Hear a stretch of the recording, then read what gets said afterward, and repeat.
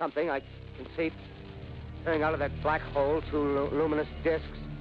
The eyes, it might be a face, might be almost but heavens, something wriggling out of the shadow like a gray snake. Now it's another one, and another one, and another one. They look like tentacles to me. Oh, yeah, I can see the thing's body now. It's large as a bear.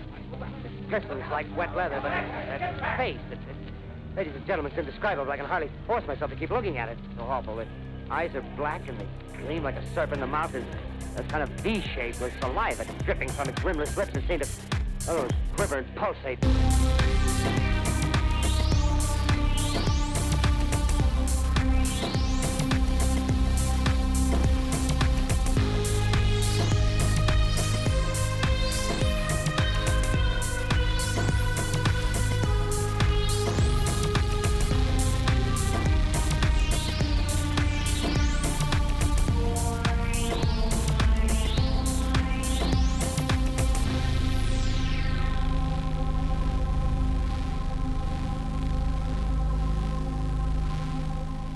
Welcome back to ParaScience, a glimpse into a world unknown at the intersection of the supernatural and the quantifiable. You've already met two of our principal players, Ezra Kaye as Agent Graham McAndrews and Matty Trumbo-Gomes as St. Garcia Flores. The two of them have stumbled into a disappearance case that may have a slight paranormal twinge to it. And while they haven't solved any mysteries in the Swaying Birch Retirement Community, the secrets are about to start unraveling themselves. Ezra, let's pick up back with you. Okay. Where is Alister? Alister's gone back to the van and headed in the direction of the 500, the 560s, but isn't gonna drive right up to the Carmichael's unit. 580s, excuse me. Gonna go ahead and park kind of towards the end of the cul-de-sac and kind of walk around and see if he can see if he sees the motorcycle. The two houses are only 2 houses apart, so you absolutely can see the motorcycle parked outside. I'm trying to come up with the appropriate inn for talking to the Carmichaels. It's been a while. I'm not planning on trying to pretend that I'm the police. Concerned old friend.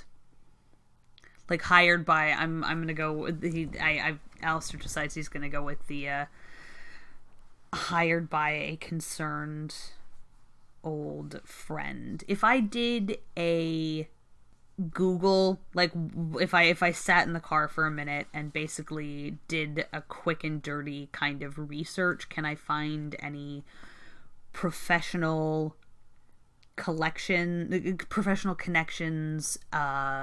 societies, any kind of that kind of a thing that Morgan Carmichael might have belonged to?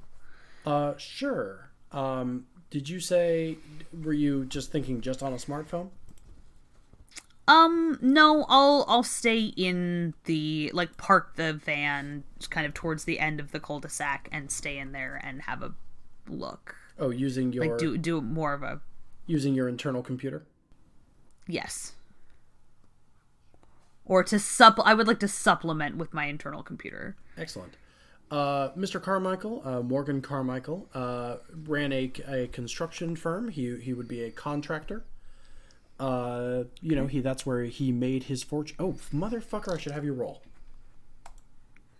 Probably. I was just going to let you give it to me. Yeah, well, I mean, it's Google, though, right? You can just do that. I mean, I can roll to see how effectively I search engine optimization. All right, go ahead and do that, just so we can have some action here. Okay. So... it's your call, intelligence. But intelligence plus, whatever. Knowledge. Okay. All right. Lines. Yeah. That makes sense. I'm good at... Alister's kind of a information bloodhound.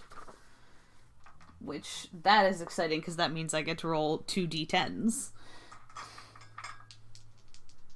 Smart guy. And then only roll 7. Well, that's more than enough. You are able to look up some very basic information about Morgan Carmichael. He is a member of the local Rotary Club whenever those were an important factor in life. He is a contractor. He made his fortune contracting around. He got into management very quickly, though, in the 70s or so. He has since passed his firm down to his sons. This is all on the About page of the family website. He seems to have made his fortune as honestly as one can make a fortune. Okay. Ethics of that to be discussed later. Yeah.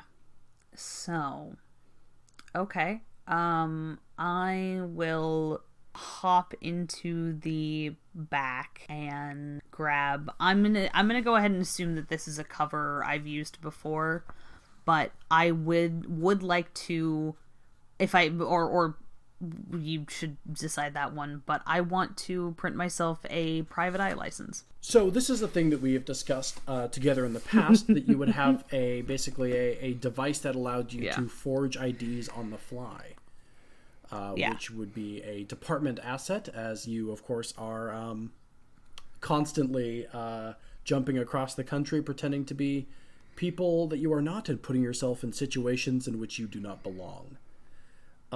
It's true. So a private investigator's ID? Yeah, I'm going to go with the private investigator's ID, and yeah, I'm going to say you don't need to print one out. I bet you already have this. Okay, so I grab my PI ID, which also has the name, as do all of my fake IDs, reads Andrew Graham, for maximum nondescriptness. And I will head up and knock on the door of number 582. The person who opens the door almost right away is a taller, more elegant woman, in the way that we sometimes describe the elderly as elegant. She is dressed up, although seemingly for no particular reason, and you can hear the yapping of a small dog in the background. Okay. She lets out a very droll, "Who are you?" Mrs. Carmichael, Andrew Graham, and I will go ahead and show her my ID. I know this is a little irregular, but I was hoping, if it wasn't too much of an imposition, if I could ask you some questions about your husband. Here, let me see that. She reaches for your ID. I will hand it to her. A private investigator? Who called you? The police have already been through here a number of times. I'm sure they have. It's a little, again, irregular, but I can tell you that your husband's service, many years of service with the Rotary Club, have been treasured. And I suppose somebody wasn't quite ready to let go. This reeks of Marcus Bailey. All right, fine. Come in. It's fine. I don't know what... Thank you very much for your time.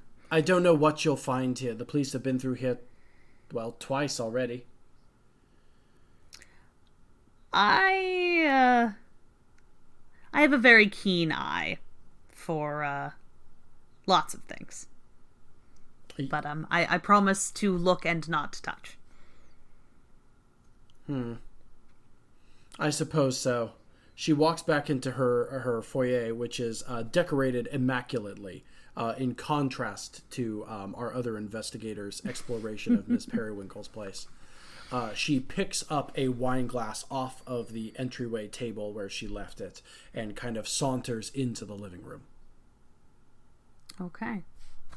Let's see. If I follow her through the living room, is there anything in this room that is produced by a designer I would recognize from growing up the way that I did? Oh, undoubtedly. There's paintings all over the place. If you roll high enough, I'll let you bullshit a name. Fuck yeah. What am I rolling? Let's do intelligence plus, I mean, honestly, intelligence plus perception is probably fine. I think you maybe have like a blue blood skill or something like that. Or asset, I mean, but go on. I didn't end up with, I think I might need to futz with my assets again. But, I definitely have an insatiable curiosity thing, which is the kind of, like, read the back of all of the cereal boxes as a kid, plus photographic memory. So if I've read about it, I probably remember it. Either of those will be valid in this case. Listener, Okay. I said at the beginning, during my opening spiel, that this game has quantifiable character traits. And that is true. Those can help a player one way or another. Basically, they are divided into assets and complications. Assets might be, born wealthy or natural insight, stuff like that. And then complications are, like being an outlaw. People recognize your face and you're in trouble. That kind of stuff. And those can be added to certain roles. Players have to have equal numbers of assets and complications, and that is how they build characters in this game. All right, I'm going to go ahead and roll intelligence plus insatiable curiosity. Fuck, and then immediately fling my dice all over absolutely everywhere. That is a 13. Oh, that is, I think that is more than enough to bullshit a name. Whatever you say will end up being true. Maybe you recognize a painting or something, or a... I'm going to say I recognize the end table. Okay. And just as she walks past, a mid-century Lamarck. I haven't seen one of those since my great aunt's estate was auctioned off. Magnificent specimen.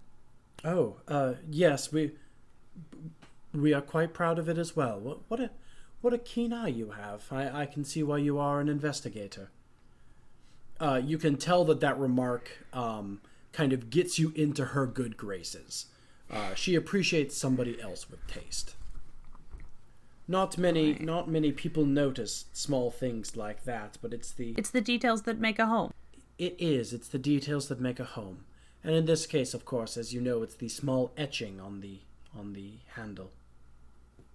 Yeah, and in excellent condition too. Yes, well. Beautiful. I try to keep this place clean anyway. I would imagine it's difficult to keep going in these sort of situations. Undoubtedly. Did you have any questions for me? I did. I had a few. Of course, the police have already pursued all of the traditional angles in the matter. But I find it hard to believe that such an upstanding and exemplary man such as your husband would have wandered off. Certainly doesn't seem the type. No, it certainly doesn't, I agree. But he was here one night, and then the next morning he was not. And there's been no activity on our bank accounts I know what you all think of me, I'm sure. The police certainly asked it time and time again. I didn't kill him. I'm not after his money. We earned it together. Of course, no. That the furthest thing from my mind, I assure you. You can check my bank records. There hasn't been a purchase in 3 weeks. I have all the food I need, and I haven't made any expenditures. I'm actually much more interested in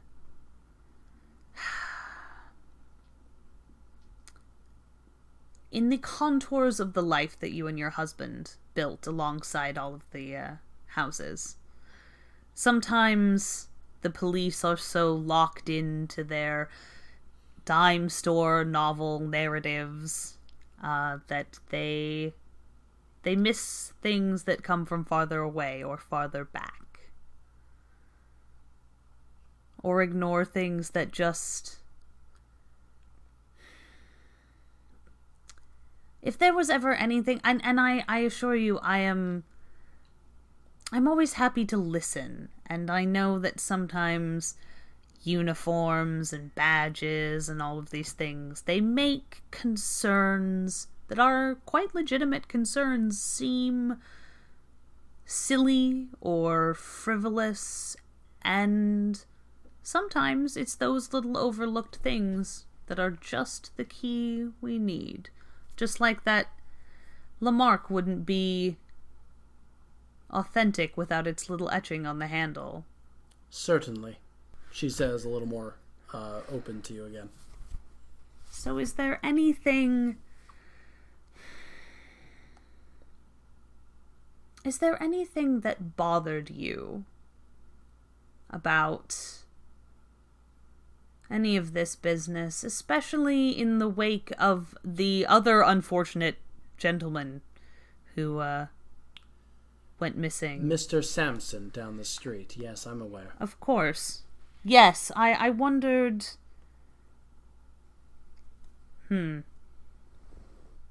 Sometimes such disturbances in other people's lives throw irregularities in our own into light. Yes, well, that was the first time the police were through here, although I guess they didn't enter the house itself, but, you know, we were questioned when the last time we had seen,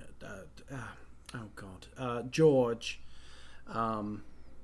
You know, I barely paid attention to the man. I assumed he was off on one of his trips. But it appears that he was not, because they found no plane tickets, no nothing, and maybe he just straight up disappeared out of his house, and I, of course, didn't believe any of that, because, I mean, where would he go? But then, of course, the same thing happened to me 2 months later with Morgan. And, just to make sure that my notes are in order, what was the precise date that you woke up alone? Oh, exactly 3 weeks ago. Precisely. Let's throw a date out there. Whatever is fine. I want to be able to check it against moon phases, astrological phenomenon, that kind of a thing. Just covering all of my bases later. Let's just spin out a number and say November the 10th. Okay. November 10th. All right, I will make sure that I keep that in mind. So will I. I wrote it down. So. Okay, well, now that I've said something. Okay, was the disappearance.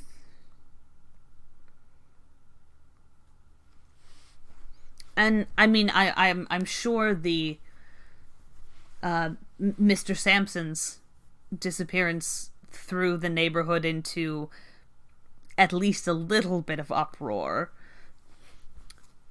But did any... Nobody here has any delusions about what this place is, I don't think. People are here until we can no longer be here. And it is not uncommon that we are carried away by a fleet of black cars, you understand? I do indeed. It's seems a fine place to spend one's twilight years. Well, that was our plan anyway. Of course. It caused alarm, but only because it was a little different from the way that most of us leave this place. There's usually a notice in the paper. No one... Just... No wild theories anyone might have thrown out. No... one too many drinks at the weekly barbecue and start speculating. I'm not quite sure to what you're implying, but I'm sure it wasn't true. The only person who's been making a great fuss of it is that dreadful woman down the street, Miss Esther Perry. She let everyone know what she thought, rambling on about ghosts and whatnot. Ghost. Well, she's a bit eccentric. I've been to her place exactly once, and if you ever step inside the front door, you will understand why. I will certainly gird my loins, as it were. Well, she certainly didn't. Alistair raises an eyebrow, but in like a does the eyebrow raise equivalent of the, like, finger on nose, same hat gesture. Oh, God. Understood. He's picking up what she's laying down. Ghosts.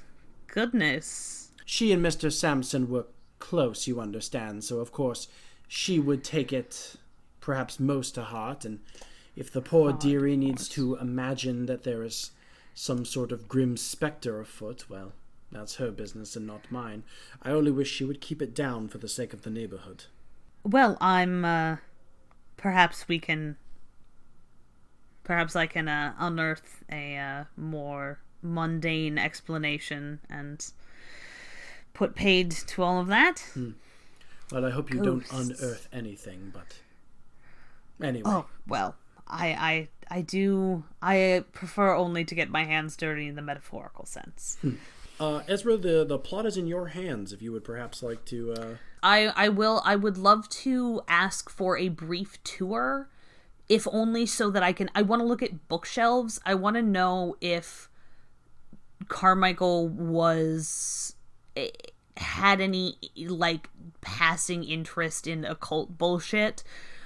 Maybe that he was hiding from, like, if he had a private study. I just want to, like, tour through the house real fast, and then I will make my apologies and go over and visit Miss Periwinkle. She shows you around to the kind of base outline of the house, but she declines to show you any private study or anything like that.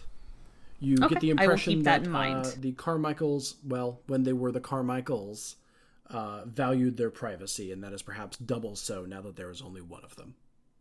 Of course. I will keep that in mind, make my excuses, and head over to the Periwinkle house. Maddie, there is a knock at the door. Okay, I was going to say, I think actually if she didn't have any questions for me, I was probably going to leave the house and go investigate the tree line.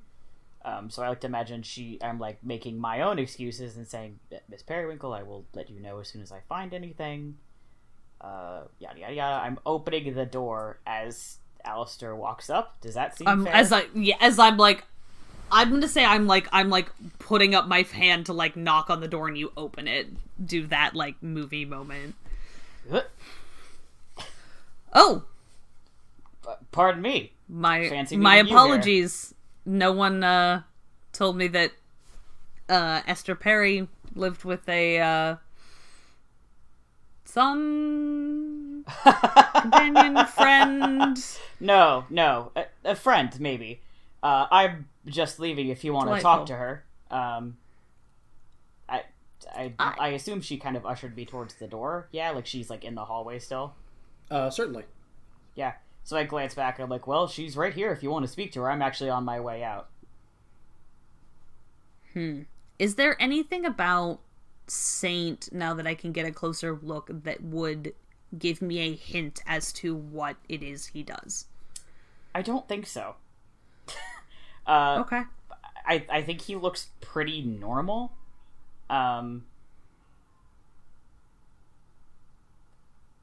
Okay. No, he's wearing a BuzzFeed Unsolved hat, but like, okay. But that doesn't necessarily mean he's like into, like, he's a paranormal investigator. That just might mean he likes watching the show. So that is entirely legitimate. Okay. I don't have. Nope. I don't have a hook. I don't have any reason to. There might be stuff on. If we're looking for a reason to get together, there might be stuff on my motorcycle. I think it would not be unreasonable for you to have, like. Okay, yeah, because I probably would. I was gonna say I probably would stop and look over the motorcycle.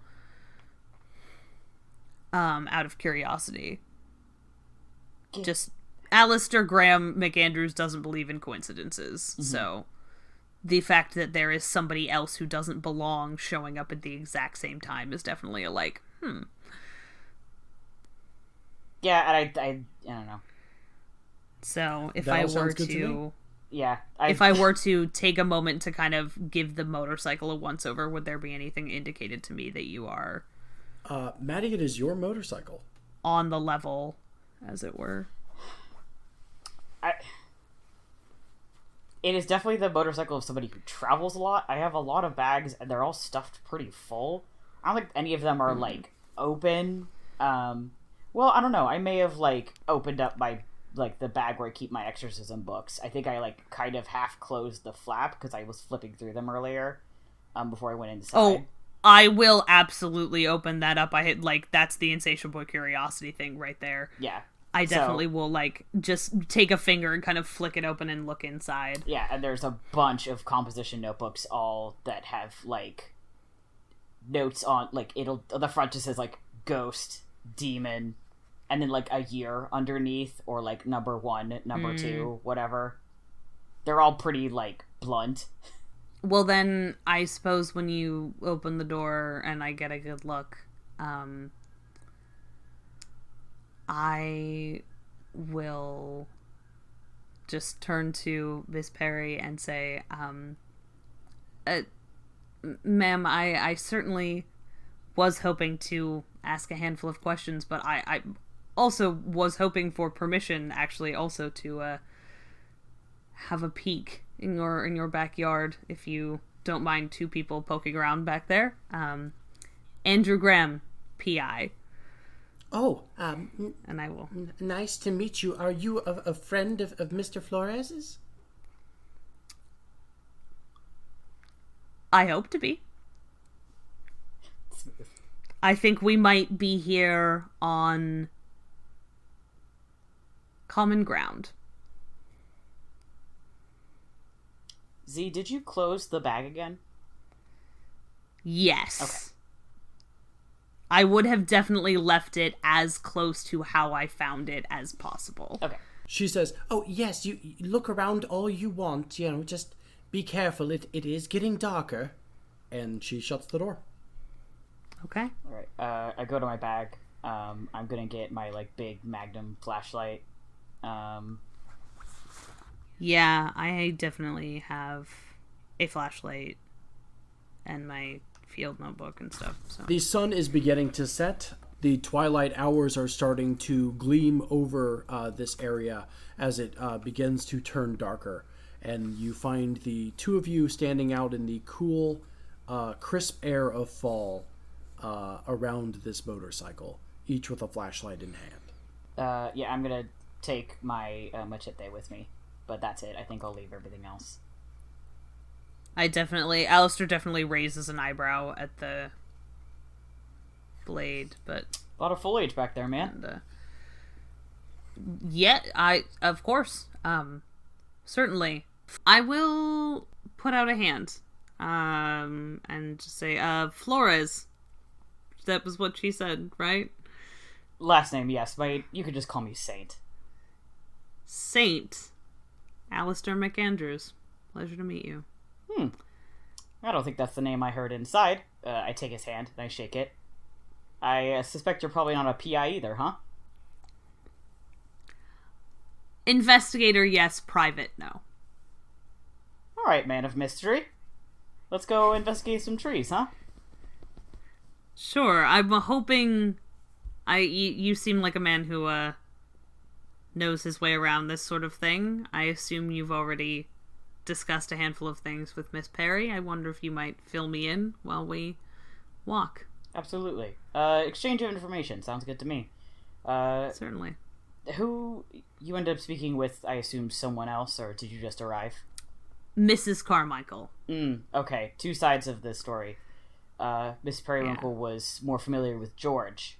That's, as Mrs. Carmichael was quick to point out to me.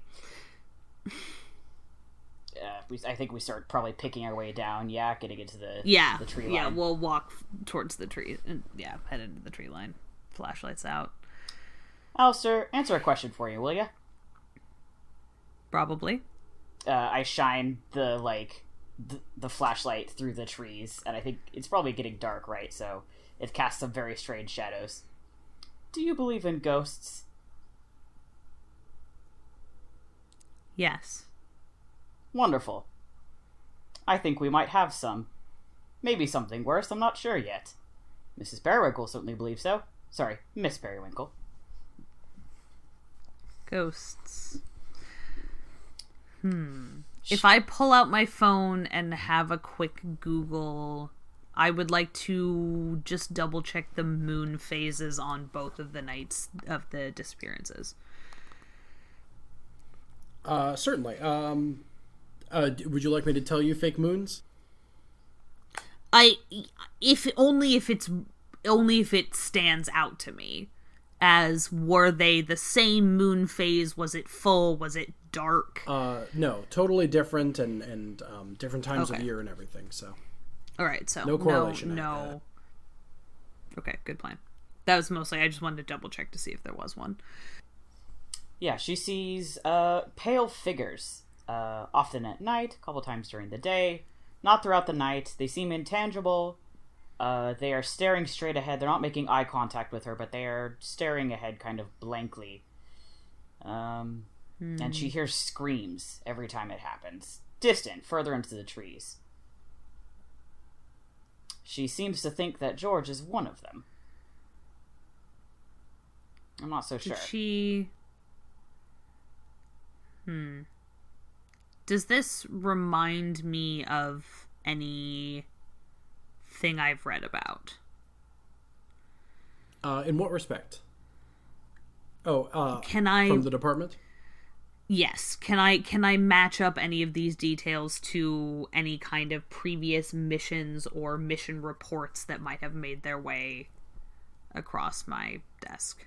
Sure, if you want to roll for it. Okay. Fuck yeah. Can I roll intelligence plus knowledge? Absolutely. Alright. Well, I can if I can locate my D10.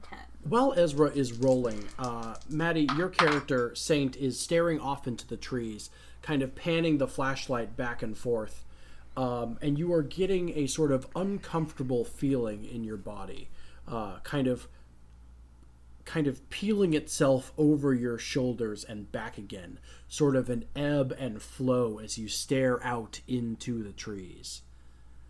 Most of the trees are dark. There are clusters of white ones, though, and the way your flashlight bounces off of those white ones unnerves you ever so slightly, like you are unable to make eye contact with them for too long. And that sort of pulsing sensation seems to inhabit your bones as you stare out into the woods. I turn the flashlight off. Wonderful. What do I see? You stare out into the darkness, and darkness is pretty much all you see. But you will notice that those white trees have a bit of a glow about them, and maybe it is your eyes still adjusting, maybe it isn't. But it almost seems that they are brighter than they should be.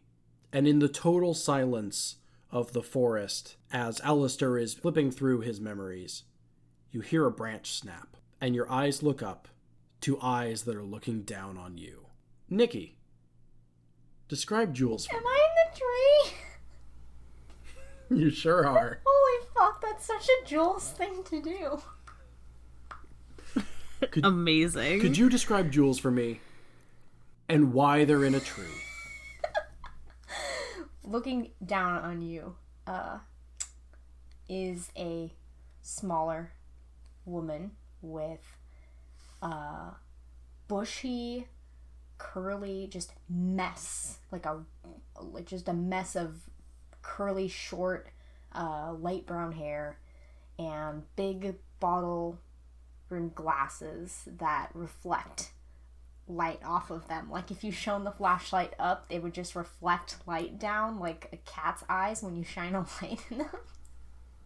And she's wearing like a down vest, and that gives her kind of a bigger appearance than she actually is, and like baggy cargo pants that are way too big for her, so at the waist the belt is cinched, like she's had to make new holes in the belt to get the pants to fit. And in Iconic. so she's grabbing onto the tree with one arm, and in her other arm she has a shotgun. and it's pointing down at you. Okay. Okay. Hey, Saint, how are you reacting to that? So you're holding a shotgun. Are you just holding it, or is it, like, aimed? It's not aimed at you, but it could turn that way at literally any second. Okay, well that changes it's things. kind of like you're looking at an animal that is ready to attack you. But you're not, like... You're not two-handed holding it. No, it's not aimed at ready to fire. Okay, that's the important part. But it might be if you, like, make too sudden of a movement. I think he sits down. And he looks up.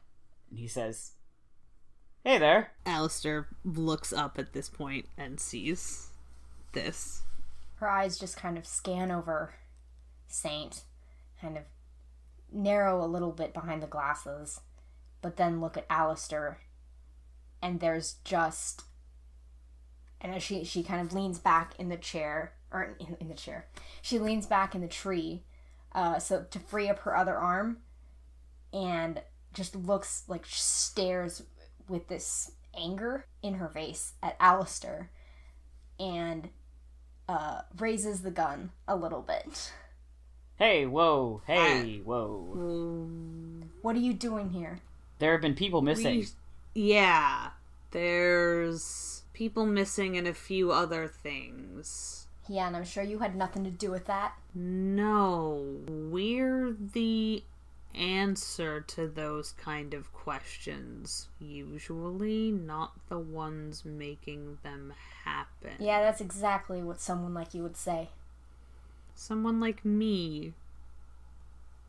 Yeah, the ones in the black cars with the black suits. The ones who have been talking over the radio. You're welcome to search me. I don't have a radio. She drops down from the tree. And then you can see exactly, like, she's, like, probably about 5'4", 5'3", or 5'4", considerably shorter than both of you guys. But, like, firecracker energy. Like, there's way too much going on inside this tiny little body, and it might explode. Okay. Mood.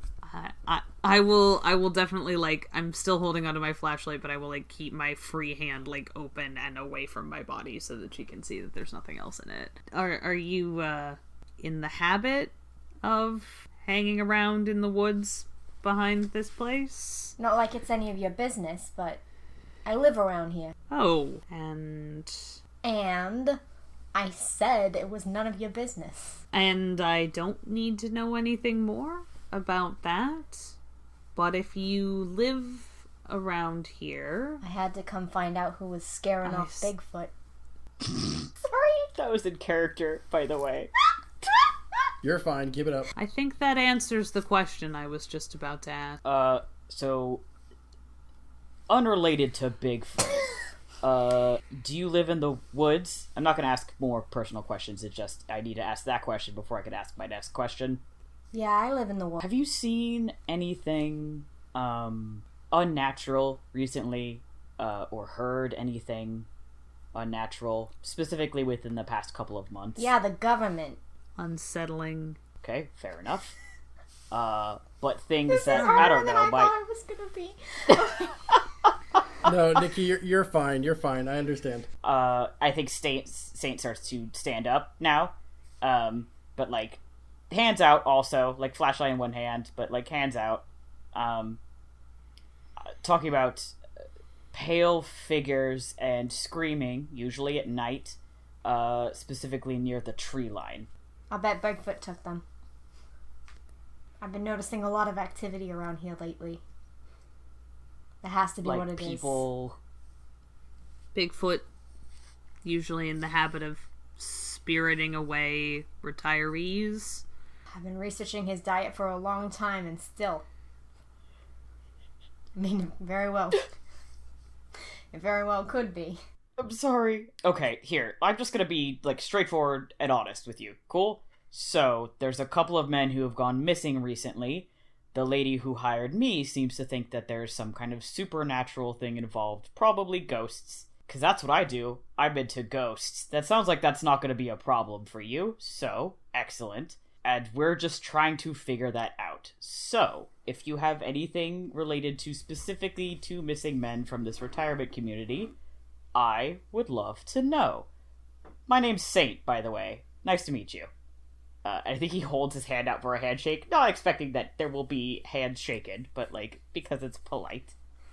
She still has, like, the shotgun in both hands. She, like, looks down at your hand, kind of does that, like, kind of a little nose scrunch, narrows eyes, looks at your hand, looks at you, looks at your hand, looks at you again, slowly takes a tiny step forward, reaches out, shakes your hand for like a split millisecond as if she's not really sure that's how that's supposed to happen, and then takes it back again. Yeah, that's a victory. Nicely done. Knew that good-natured asset would come in handy. So, anything? Any information? I don't know about my friend back here. My friend who I just met, by the way. It seems like maybe you have beef. I'm probably going to go start investigating the forest itself, but if you have anything before I do that... Are you sure you're ready to be investigating a forest like this? Why? Because it's deep and dark and there's a lot of shit in there. I've seen a lot of deep and dark things. That didn't sound as cool as it sounded in my head. It hardly ever does. You need someone to, I guess, guide you around. I've been in here for a fair number of years. I would certainly take it if you're offering. You sound like just the sort of woman we want to talk to. I can set aside some time out of my weekend. It's a weekend, right? Oh, it is now. No, that was in character. Yes. It's funnier if it's like a Wednesday. That was in character. Jules doesn't Yeah. know what day of the week it is. Sure, it is canonically Tuesday. When you don't work, a regular schedule every day is kind of a weekend if you're not working, so... But technically I'm working right now, so I guess it's not the weekend. Do what you love and you'll never work a day in your life. Like hunting Bigfoot. That's what I'm saying. We all have our passions. Yeah. Alright, fine. I guess I can show you around. Miss Bigfoot Hunter, I promise to keep the personal questions to an absolute minimum. You can call me Jules. Jules, a pleasure. Alister McAndrews. Oh man, you even have a... Alright, come on. Yeah, he does kind of have one of those names, right? Like, I didn't say that to you when we met, because that's rude, but now that somebody else to back me up, you kind of have one of those names. Absolutely. I will be impressed if there is a joke you can make about it that I haven't heard. Well, considering you grew up with that name, I would say so. Builds character. I'm afraid it's here at the meeting of these three minds that I'm going to have to end this small portion of our story. What you've been listening to was ParaScience, a glimpse into a world unknown. It was an actual play horror adventure told to you through Cortex. Our players were Ezra Kaye as eyes-on-the-ground agent Alister McAndrews, and Matty Trumbo-Gomes as capable young man St. Garcia Flores, with Nikki Boylan as the monster in the woods, Jules Ortiz. As for myself, I was your game master and disembodied voice, Ben Hamlin. I was also the producer of this show. Our theme song was by the incorporeal Johnny Rinaldo, and our logo was created by the haunted visage of Terra Bosart. This show is brought to you by Infinity Break, where we're telling stories our own way. You can follow us on social media at InfinityBreak23, and check our website and all our other tabletop shows, live and dead, at InfinityBreak.net. If you would like to help this show succeed, there are a good many ways to do that. You can help spread the word about this show on social media and by simple word of mouth. Don't forget to use the hashtag Parascience, and while you're at it, why not tag InfinityBreak23?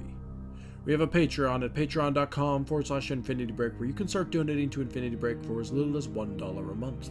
And finally, if you listen through Apple Podcasts, don't forget to leave a review. Reviews help us rise in the podcasting charts and help more people stumble across our show, like a body in the woods. That's all for now. Let Parascience drift into the back of your mind and let the seeds of doubt begin to plant themselves where you sleep. We'll be back in 2 weeks' time, right here on Infinity Break.